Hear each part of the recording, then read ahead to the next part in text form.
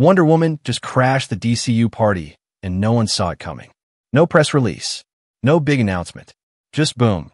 There she is in Creature Commandos, wearing that classic swimsuit-looking outfit like she just stepped out of Time Machine from Linda Carter's closet.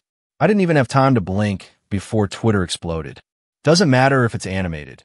If she's in the universe, she's definitely showing up in the live-action movies too.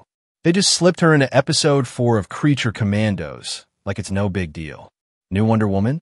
Yeah, she's in here, somewhere between the talking weasel and the zombie robot.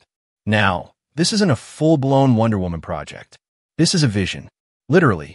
Circe, one of Diana's villains, shows Amanda Waller a glimpse of a messed-up future and boom. There she is, Wonder Woman, in the flesh, or well, in the vision. Alongside her, Supergirl, Booster Gold, Hawkgirl, Robin, Starfire, Peacemaker, basically half the Justice. Convoluted. But let's talk about that suit. This isn't Gal Gadot's armored look. No blue metallic skirt. No battle-ready Amazon gear.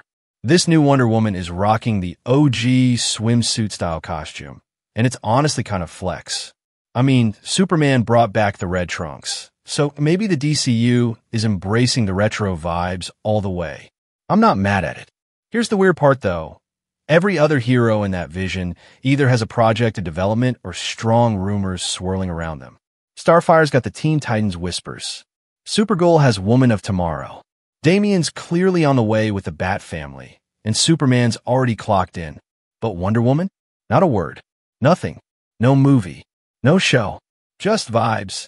So either James Gunn is sitting on a secret Wonder Woman project like it's the Nuclear Codes, or this was just a tease to shut us all up. And it worked. I'm paying attention now. I gotta admit, it feels good to finally get something Wonder Woman related in this new DCU. It's been a ghost town on that front. Gunn did say she'd show up in the first 3 years of the reboot, but I didn't expect her to sneak in through a monster cartoon where half the cast looks like Halloween leftovers. But here we are. And look, I get it. This isn't the full Diana Prince rollout. It's a blink and you miss it kind of moment. But it says a lot. DC's Trinity, Superman, Batman, and Wonder Woman is finally coming back together. Superman's already up front. Damian hints that Batman's in the mix. And now Diana's taken her first step, even if it's through a hallucination delivered by an angry sorceress. Honestly, the fact that she showed up first in Creature Commandos of all things, that's the most DC move ever. It's chaotic, unexpected, and somehow still kind of perfect. If this is the beginning of Diana's next chapter, I'm in. Just next time, maybe give us a heads up or, actually announce the damn movie. Now let's rewind a bit. Back in 2017, Wonder Woman dropped like a golden gauntlet on the DC scene. The DCU was a mess. Batman v Superman made everyone sad. Suicide Squad was a chaotic fever dream. Then came Diana. Bold, brilliant, sword-swinging Diana. And for a hot minute, it felt like DC had finally figured out how to tell a superhero story without putting everyone into an existential crisis. It made $800 million. Critics loved it. Fans cried. Hope was back. So obviously, a sequel was greenlit faster than The Flash on espresso. Then came Wonder Woman 1984. I'm not going to sugarcoat it. It was weird. Wishes body swaps, a CGI cheetah, and a plot so tangled it needed its own decoder ring. It premiered on HBO Max during COVID. So sure, it gets some pandemic points, but let's be honest, the buzz was more than hell yeah. Still, fans wanted a third one. A proper finale. A shot at redemption. Instead, they got blindsided by a studio pivot so hard it gave everyone narrative whiplash. At that point, everyone figured Gadot was done. Capes folded. Tiara shelved. Then she said she was working with DC Studios on the third one. Plot twist. That wasn't true. Then James Gunn and Peter Safran, the new co-COOs of DC Studios, stepped in.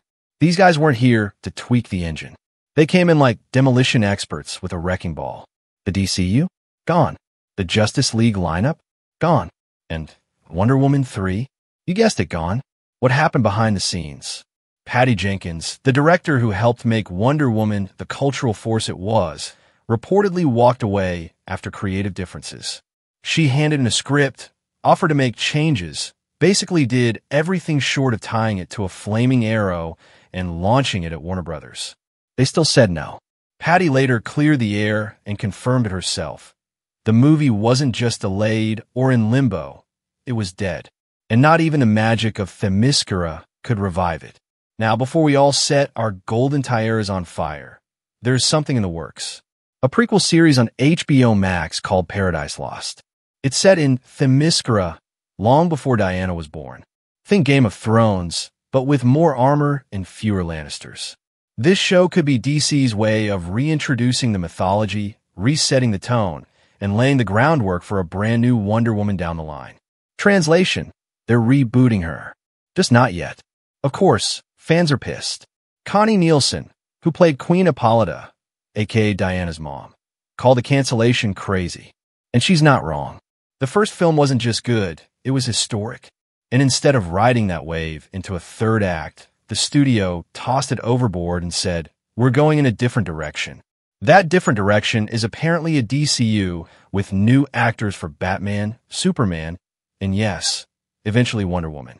Because if you're recasting the other two pillars of the Trinity, it would make zero sense to keep Gal as Diana. Continuity would look like a glue stick exploded in a comic shop. Also, let's not forget the Wonder Woman 1984 post-credit scene with Linda Carter. Remember that?